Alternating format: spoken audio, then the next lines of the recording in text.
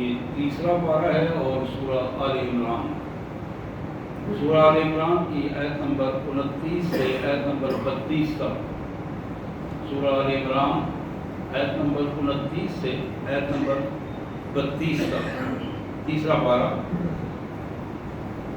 آئیے سب سے پہلے ان مبارک آیات کا ترجمہ اور مفہوم، اور پھر انشاءاللہ اس کے پس منظر میں احادیث نبی صلی اللہ علیہ وسلم کے حوالے سے سیرت کے اسباب کے حوالے سے گفتگو ہوگی۔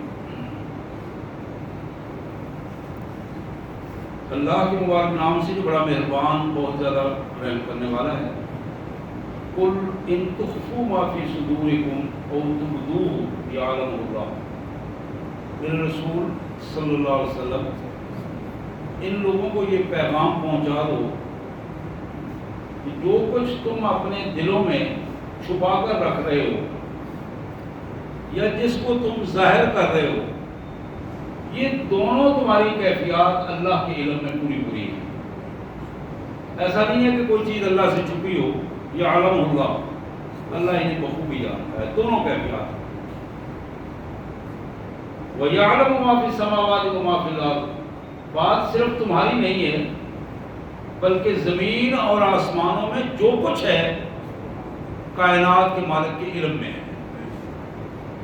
وَاللَّهُ عَلَىٰ كُلِّ شَيْءٍ قَدِيرٌ، اور اس سے اور آگے یہ ہے کہ کائنات کا مالک اس کائنات کی ایک ایک چیز پر پورا کنٹرول اور پوری قدرت رکھتا ہے، کوئی چیز اس کے کنٹرول سے باہر نہیں ہے۔ یوم تجد کل نفس ما عملت من خیر محضرا، اس دن، قیامت کے دن، تم دیکھو گے، تم پاؤ گے ہر شخص کو جو کچھ اس نے کیا ہوگا، نیکی جو کچھ بھی کی ہوگی، چھوٹی ہے بڑی ہے، جس سطح کی جس قسم کی بھی ہے، پورے طرح اللہ کے حضور پیش کر دی جائے گی، اور یہ بندہ بھی اس کو دیکھ رہا ہوگا۔ وَمَا عَمِلَتْ مِنْ سُوءٍ، اور اگر کوئی برا کام کیا ہوگا، نافرمانی کی ہوگی، وہ بھی جس سطح کی بھی ہوگی، اس کو اللہ کے حضور پیش کر دیا جائے گا، اور یہ بندہ خود اسے سامنے اس کے سب کچھ ہو رہا ہوگا۔ اب آخری دو جملے جو اس آیت میں پیش کیے گئے ہیں، وَيُحَذِّرُكُمُ اللَّهُ نَفْسَهُ، لوگوں اللہ تمہیں اپنے آپ سے ڈراتے ہیں، اللہ سے ڈر جاؤ، اس کے رحمتوں کی امید بھی رکھو، اور اس کے عذاب سے خوف زدہ ہو کر اپنے آپ کو درست کر لو، سزا سے بچ جاؤ۔ واللہ رؤوف بالعباد، اور یہ آخری جملہ ہے اس آیت کا کہ اللہ اپنے بندوں پر بڑا مہربان ہے۔ تم جیسے جیسے اپنے مالک سے رابطہ کرو گے، اسی کیفیت میں مالک اپنی رحمتیں اور مہربانیاں تم پر نچھاور کرتا جائے گا۔ قُلْ إِن كُنتُمْ تُحِبُّونَ اللَّهَ فَاتَّبِعُونِي يُحْبِبْكُمُ اللَّهُ۔ میرے رسول صلی اللہ علیہ وسلم میرے بندوں تک میرا یہ پیغام پہنچاؤ، ان کو بتاؤ، تم میں سے اگر کوئی اللہ سے محبت کرنا چاہتا ہے تو پھر اس کا بڑا واضح طریقہ یہ ہے، فَاتَّبِعُونِی، میری اتباع کرے۔ جو اللہ سے محبت چاہتا ہے وہ محمد رسول اللہ کی اتباع کرے، آپ کی اطاعت کرے، آپ کے پیچھے پیچھے چلے۔ یحببکم اللہ، تم جب میری اتباع کرو گے تو اللہ تم سے محبت کرنا شروع کر دے گا، اللہ تم سے محبت کرے گا، تمہاری محبت کا مرجع تمہیں حاصل ہو جائے گا۔ اور صرف یہی نہیں کہ محبت ملے گی، وَيَغْفِرْ لَكُمْ ذُنُوبَكُمْ، تمہاری غلطیوں، خطاؤں، گناہوں کو وہ معاف کر دے گا۔ واللہ غفور الرحیم، اور اللہ کو معاف کرنے والا بڑا مہربان ہے۔ قُلْ اطیعوا اللہ والرسول، میرے رسول ان لوگوں کو میرا یہ بھی پیغام پہنچاؤ کہ تم لازم ہے تمہارے لیے کہ اللہ کی بات مان لو اور اللہ کے رسول کی بات مان لو. فَإِن تَوَلَّوْا، اور اگر تم میں سے کوئی اس طرح پھر گیا کہ اس نے نہ اللہ کی مانی نہ اللہ کے رسول کی مانی، فَإِنَّ اللَّهَ لَا يُحِبُّ الْكَافِرِينَ، اللہ انکار کرنے والوں کو پسند نہیں کرتا. کفر کرنے والوں کو، انکار کرنے والوں کو، رابطے سے انکار کرنے والوں کو، اطاعت سے انکار کرنے والوں کو، اتباع سے انکار کرنے والوں کو اللہ پسند نہیں کرتا. سبحان اللہ و بحمدہ، سبحان اللہ العظیم و بحمدہ، نستغفر اللہ، وصلی اللہ علی النبی وعلی آلہ و اصحابہ وبارک وسلم. میرے بھائیوں، یہ آیات تھی سورہ آل عمران کی تیسرے پارے میں سے آیت نمبر 29 سے لے کر آیت نمبر 32 تک. پچھلے جمعۃ المبارک کو اور اس سے پچھلے جمعہ، دو مسلسل جمعۃ المبارک کو ہم سیرت کے حوالے سے بات کر رہے تھے اور سیرت النبی صلی اللہ علیہ وسلم کے پیغام کے حوالے سے بات کر رہے تھے. انشاءاللہ اگر اللہ نے موقع دیا تو اگلے جمعۃ المبارک کو نبی رحمت صلی اللہ علیہ وسلم کے اس دنیا میں جو آخری لمحات ہیں اس حوالے سے بات ہوگی. آج ہم اسی سیرت کے حوالے سے بات کریں گے کہ سیرت کا پیغام کیا ہے. وہ چیزیں جو کچھ ہمارے معاشرے کی ایسی چیزیں ہیں جو برننگ پوائنٹ ہیں، ایسی چیزیں جن کی بہت زیادہ ضرورت ہے کہ ہم اللہ کے رسول صلی اللہ علیہ وسلم کی سیرت کو دیکھیں اور اس کے مطابق اپنی سیرت کو ڈھالیں. حضور صلی اللہ علیہ وسلم نے سوتے وقت کیا کیا، کھاتے وقت آپ کس طرح کر رہے تھے، اٹھتے بیٹھے کس طرح تھے، آپ کے دن اور رات کے معمولات کیا تھے، مسجد کے اندر کے معمولات کیا تھے، گلی بازار میں کیا معمولات تھے. اس حوالے سے کسی دفعہ بھی بات ہوئی. نبی رحمت صلی اللہ علیہ وسلم نے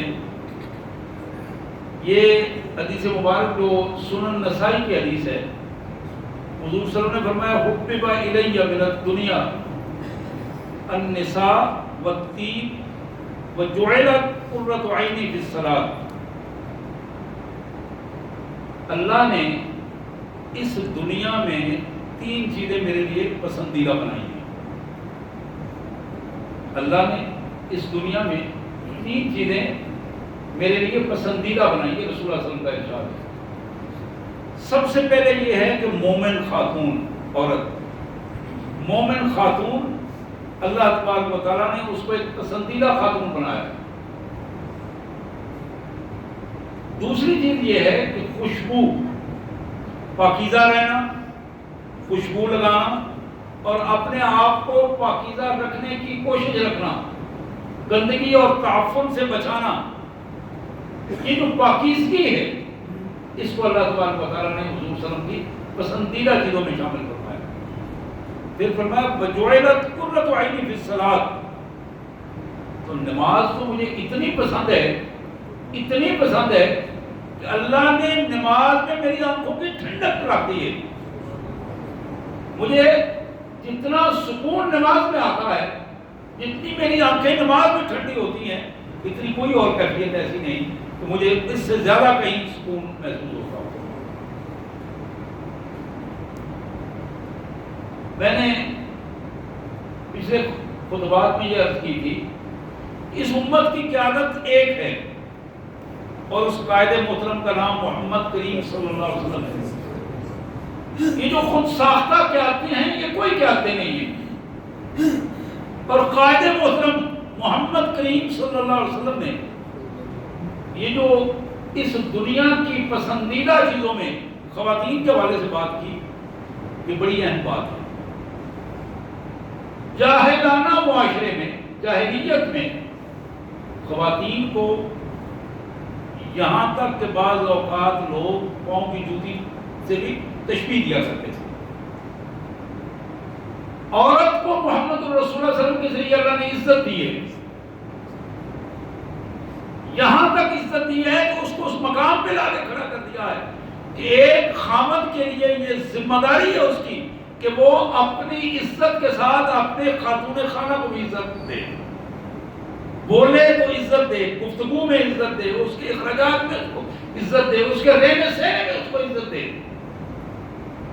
یہ عزت و احترام ایک خامند کا فرض ہے۔ اگر وہ اپنے اہل خانہ کو عزت نہیں دیتا، درست انداز میں بلاتا نہیں ہے، اس کے بولنے کا انداز جاہلیت والا انداز ہے، گفتگو والا انداز جاہلیت والا انداز ہے، گالی کے ساتھ گفتگو کرتا ہے، مذاق اور طنز کے ساتھ گفتگو کرتا ہے، اس گفتگو کو اللہ کے رسول صلی اللہ علیہ وسلم نے پسند نہیں فرمایا۔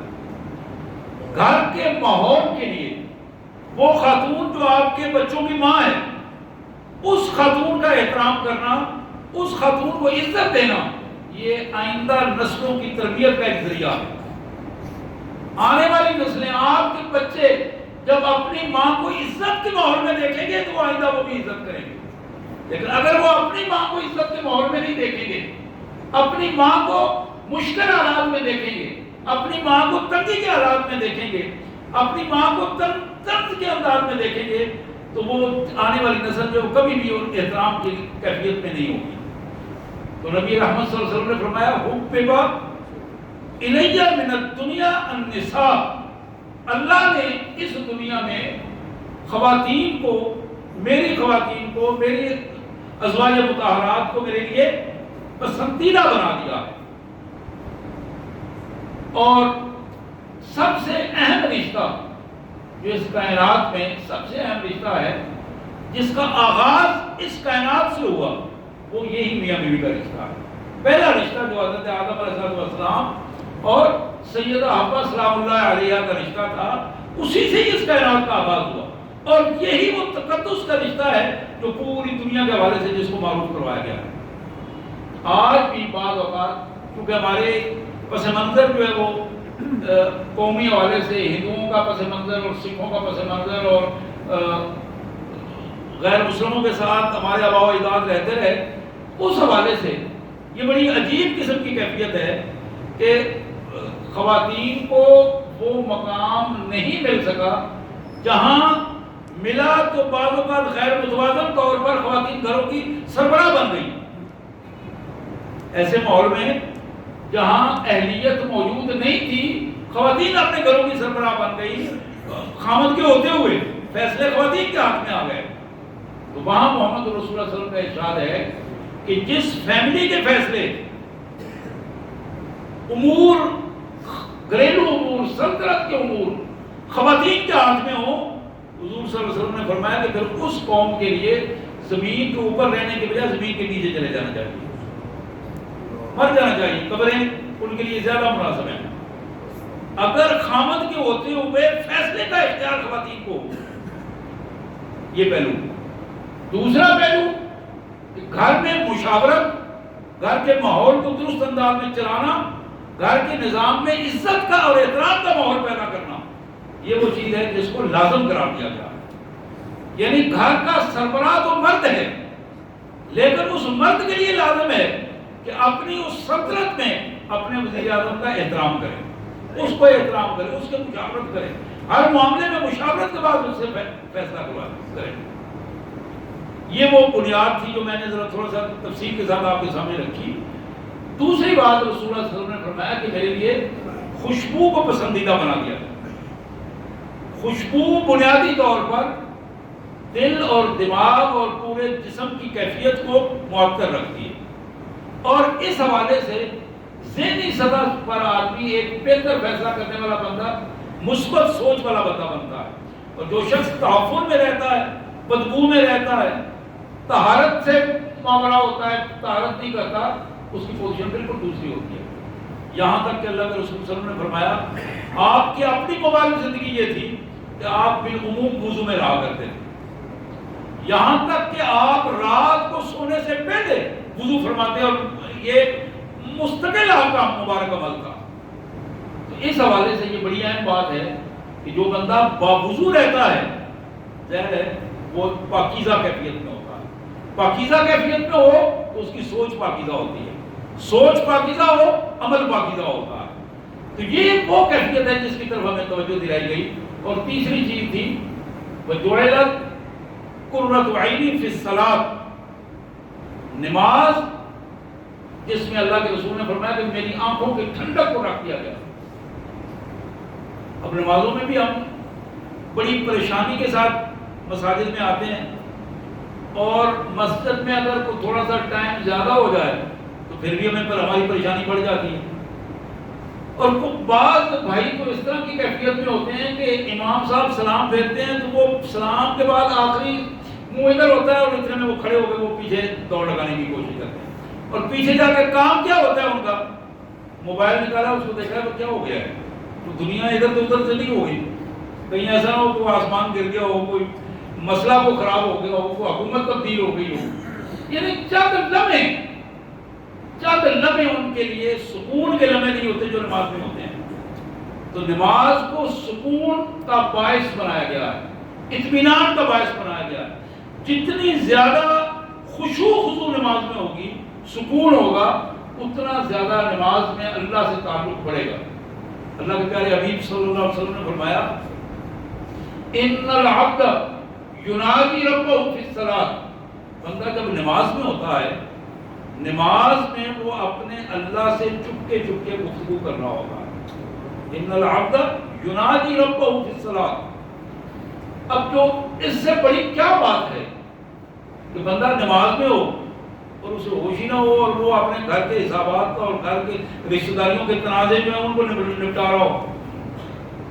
یہاں اس کیفیت کو بتایا گیا کہ نماز کو اتنا خشوع خضوع سے ادا کرو، چونکہ ہمارے لیے نا یہ ہمیں بتایا گیا ہے، نماز کو اتنا خشوع خضوع سے ادا کرو کہ نماز تمہاری آنکھوں کی ٹھنڈک بن جائے، جس طرح ہمارے پیارے آقا صلی اللہ علیہ وسلم کی آنکھوں کی ٹھنڈک تھی، اسی طرح نماز ہماری آنکھوں کی ٹھنڈک بھی بنے۔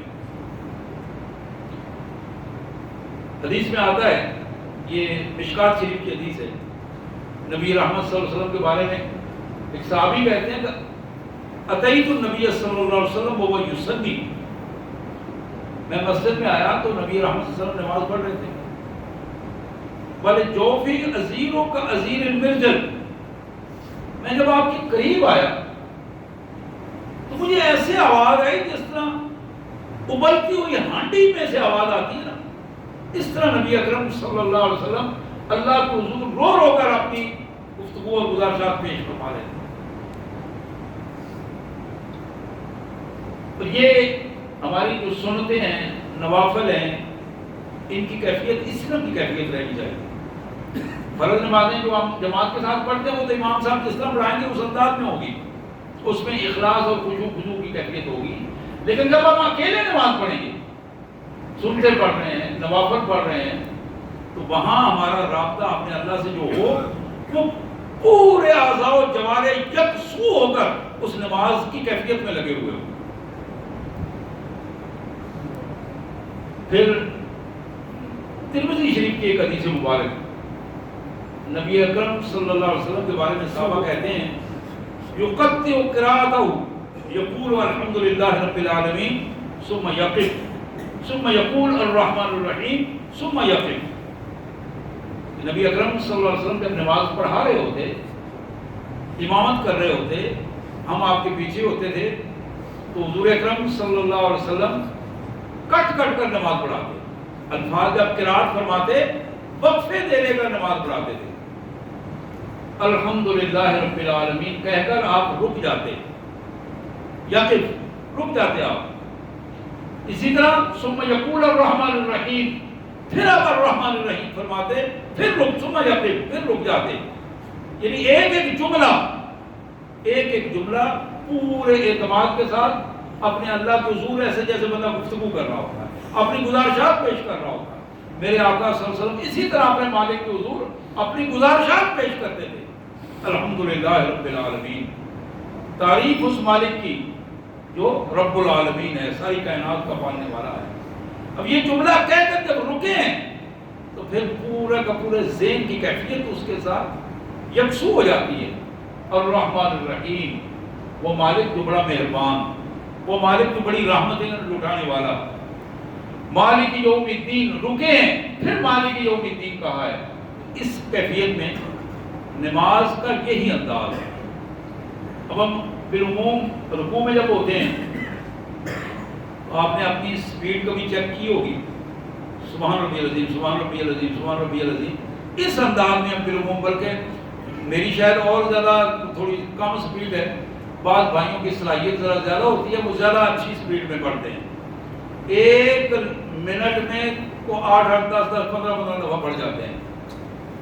میرے بھائیوں، یہاں تعداد کی ضرورت نہیں ہے، تعداد کی ضرورت نہیں ہے، تعداد آپ 3 پڑھتے ہیں وہ کافی ہے، زیادہ وقت ہے آپ 5 پڑھ لیں، 7 پڑھ لیں، لیکن اصل بات کیا ہے کہ اتنی یکسوئی سے پڑھیں، سبحان لفظ آپ کی زبان سے نکل رہا ہے، سبحان ربی، پاک ہے میرا رب العظیم جو بڑی عظمتوں والا ہے، پاک ہے میرا رب جو بڑی عظمتوں والا ہے۔ اب یہ الفاظ آپ کی زبان سے نکل رہے ہیں، اب یقین کیجئے کہ جو عظمتیں دینے والا رب ہے، جو خود عظمتوں والا ہے، اپنے بندے کو عظمتیں عطا کرنے والا ہے، اب بندہ اس کا اقرار کر رہا ہے۔ کس طرح اقرار کر رہا ہے؟ اپنے سر کو رکوع میں، اپنی پشت کو رکوع میں ڈال کر اقرار کر رہا ہے، سبحان ربی العظیم۔ اسی طرح جب آدمی سجدے میں ہے تو سجدے میں اس چیز کا اقرار کر رہا ہے، سبحان ربی الاعلیٰ، پاک ہے میرا پروردگار، مجھے کھلانے، پروردگار کا کیا مطلب ہے؟ کھلانے پلانے والا، زندگی دینے والا، عزت دینے والا، میرا پروردگار وہ پاک ہے جو بہت بلند ہے۔ میں اپنا سر نیچے رکھ کر اس کا اظہار کر رہا ہوں، مالک میں کمزور ہوں، میں کمزور ہوں، میں ناتوان ہوں، میں تیرے حضور بالکل جھک گیا ہوں، اپنے پیشانی کو میں نے تیرے حضور رکھ دیا ہے، اس لیے کہ تو بلند ہے، میں تیرے حضور اپنی ساری عاجزیاں اور نیازمندیاں میں نے پیش کر دی ہیں، سبحان ربی الاعلیٰ۔ اب جو آدمی تیز رفتاری سے پڑھ رہا ہے اس کو تو ہوش ہی نہیں ہے وہ کیا پڑھ رہا ہے، لیکن جو آدمی ایک ایک لفظ پر غور کر کے پڑھ رہا ہے اس کی پوزیشن بالکل دوسری ہے۔ تو یہاں نبی رحمت صلی اللہ علیہ وسلم کے بارے میں یہ بنیادی طور پر سیرت کا ایک پیغام تھا، سیرت کا پیغام۔ میں نے 3 چیزیں اس میں آپ کے سامنے رکھی ہیں، آپ کے علم میں ہونا چاہیے، بار بار یاد رہنا چاہیے، جہاں بیٹھتے ہیں ان چیزوں کو آپ کو دہرانا چاہیے لوگوں کے سامنے، کہ خواتین کے بارے میں محمد کریم صلی اللہ علیہ وسلم کے کیا ارشادات ہیں، خوشبو اور طہارت کے بارے میں کیا ارشادات ہیں آپ کے، اور نماز کے بارے میں رسول اللہ صلی اللہ علیہ وسلم کا مبارک رویہ کیا تھا۔ اسی طرح ابن ماجہ کی حدیث، سنن ابن ماجہ، خیرکم خیرکم لأہلہ وانا خیرکم لأہلی، تم میں سے بہترین وہ شخص ہے، سب سے اچھا آدمی وہ ہے جو اپنے گھر میں اپنی بیوی اپنے بچوں کے لیے اچھا ہو، اپنے ماں باپ کے لیے اچھا ہو، اپنے بہن بھائیوں کے لیے اچھا ہو، اپنی فیملی میں جس کا رویہ اچھا ہے وہ اچھا انسان ہے، اس کا رویہ باہر بھی اچھا ہوگا۔ لیکن جس بندے کا رویہ اپنی فیملی میں اچھا نہیں ہے، باہر وہ جتنا بھی اچھا کیوں نہ ہو، اللہ کیا اس کی قدر و قیمت نہیں ہے۔ حضور نے فرمایا وانا خیرکم لأہلی، لوگوں میں نمونہ ہوں تمہارے لیے، اس حوالے سے کہ میرے اہل و عیال، میرے بچے، میری بیویاں اس چیز کا نمونہ ہے کہ الحمدللہ میں ان کے لیے ایک بہترین نمونے کے طور پر تمہارے سامنے ہوں۔ حضرات، میں نے پچھلی دفعہ وہ حدیث بیان کی تھی کہ ہماری ماں سیدہ عائشہ صدیقہ سلام اللہ علیہا فرمایا کرتی تھی کہ میرے پیغمبر جب بھی گھر تشریف لاتے، میرے آقا جب بھی گھر تشریف لاتے تو گھر میں ہمارا ہاتھ بٹاتے تھے، مختلف کاموں میں ہم لگے ہوتے تو آپ بھی انہی کاموں میں لگتے، آپ ہمارا ہاتھ بٹاتے تھے۔ حضرات، پھر تربیت کا ایک انداز، صرف یہی نہیں کہ گھر کے معاملات میں سہولت دینا، بلکہ اصل بات کیا ہے کہ بچوں کی، بیوی کی، اہل خانہ کی گھر میں تربیت کا بندوبست کرنا۔ جناب معاذ بن جبل کی بڑی معروف روایت ہے، حضور صلی اللہ علیہ وسلم نے فرمایا جب معاذ وَأَنفِقْ عَلَىٰ عِيَالِكَ مِن طُولِكَ، جب اپنے بیوی بچوں پر خرچ کرنے لگو نا تو کھلے ہاتھ سے خرچ کیا کرو، کھلے ہاتھ سے بخیلی نہ کیا کرو، جو ان کی بنیادی ضرورتیں ہیں وہ ضرور پوری کرو، یہ اللہ نے تم پر فرض کیا ہے، اپنے بیوی بچوں کے اخراجات کھلے ہاتھ سے پورا کرو. لیکن آگے کیا ہے؟ وَلَا تَرْفَعْ عَنْهُمْ عَصَاكَ عَدَبًا. اور یہ بات یاد رکھو کہ جن پر تم پیسہ خرچ کر رہے ہو، وقت دے رہے ہو، جو تمہارے زیر تربیت ہیں، کبھی بھی ادب اور تربیت کی لاٹھی ان کے سر سے ہٹاؤ نہیں. ہمیشہ تربیت، تمہارا آرڈر اور تمہارا ڈسپلن جو ہے وہ تربیت کے اندر وہ روک رہے ہیں. یہاں اس کیفیت کو میں ایک واقعہ آپ کے سامنے رکھ رہا ہوں. سیدہ عائشہ صدیقہ سلام اللہ علیہا فرماتی ہیں قالت اعتل بعیر الصفیہ وعند زینب فضل الظہر. ام المومنین سیدہ صفیہ سلام اللہ علیہا، ان کا اونٹ مر گیا، ان کی سواری کے لیے الگ اونٹ تھا، وہ مر گیا.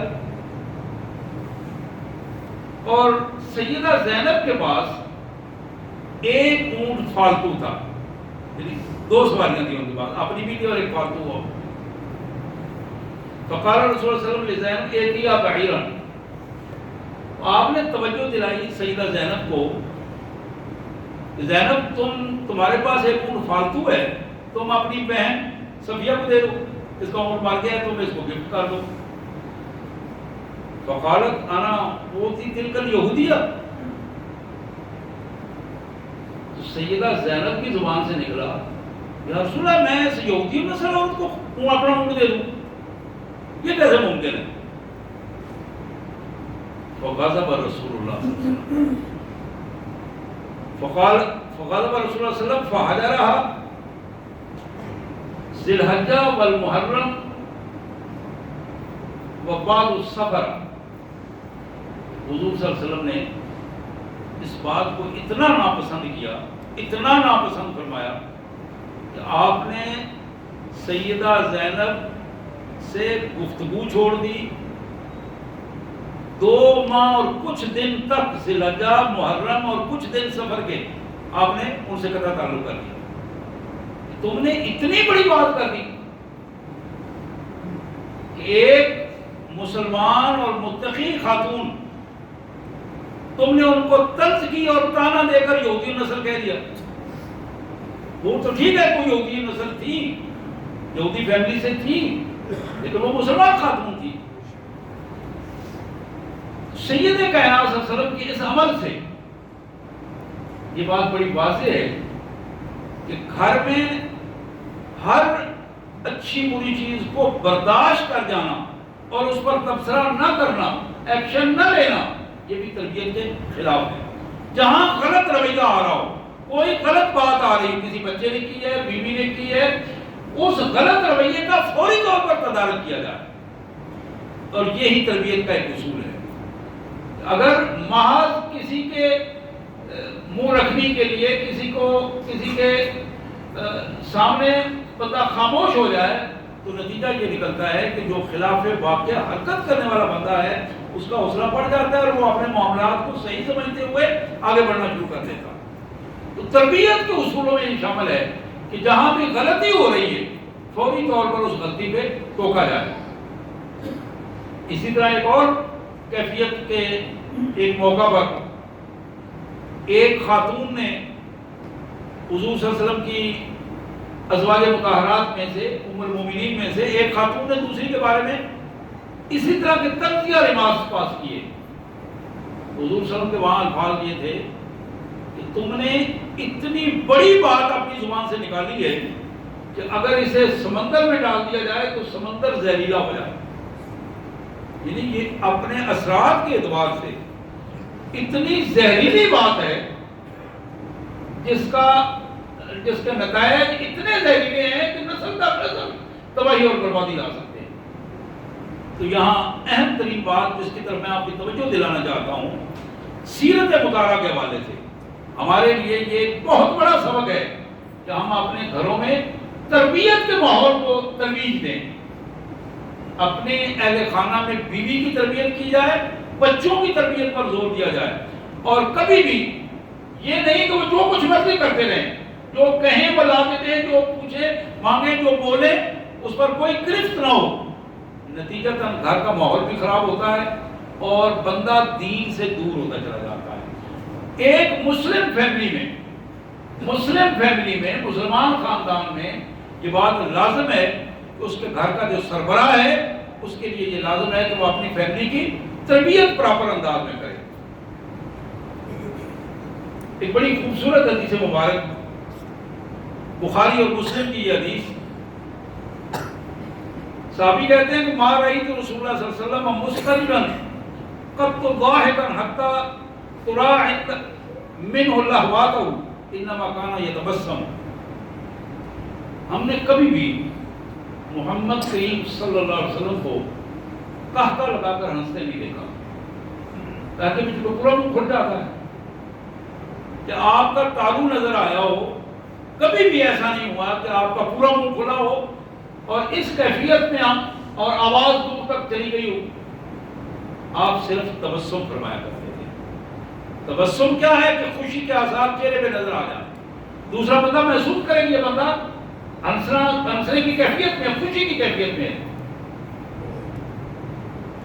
حضرات، آج یہ جو میڈیا کے ڈرامے ہیں، مختلف پروگرام ہیں، اور ہندوانہ اور مسلمانوں کی نو مسلموں کے یہ پروگرام، انہوں نے ہماری نئی نسلوں میں یہ قہقہ کا رواج بہت زیادہ لایا ہے. ذرا سی کوئی بات ہو تو ایک آدمی فوراً، چار بندے کھڑے ہیں تو ایک آدمی نے فوراً قہقہ لگایا ہے. یہ شیطانی عمل ہے، اس سے بچنے کی کوشش کریں. جس ہنسنے میں آواز بلند اور دور تک جائے اس سے منع کر دیا گیا ہے. یہ شیطانی عمل ہے. یہ بھی ایک سیرت کی تربیت کا ایک حصہ ہے، کیونکہ جس قائد کی ہم قیادت میں ہیں، جن کی رہنمائی میں ہم ہیں، جن کی امت ہیں ہم نے تو ان کو فالو کرنا ہے. ان کی مبارک عادت یہ تھی کہ آپ نے کبھی بھی قہقہ نہیں لگایا بلکہ ہمیشہ تبسم فرمایا کرتے تھے. اسی طرح ایک اور حدیث مبارک جو بڑی اہم ہے اس حوالے سے، بخاری اور مسلم کی یہ حدیث ہے. ما عاب رسول اللہ صلی اللہ علیہ وسلم طعاما قط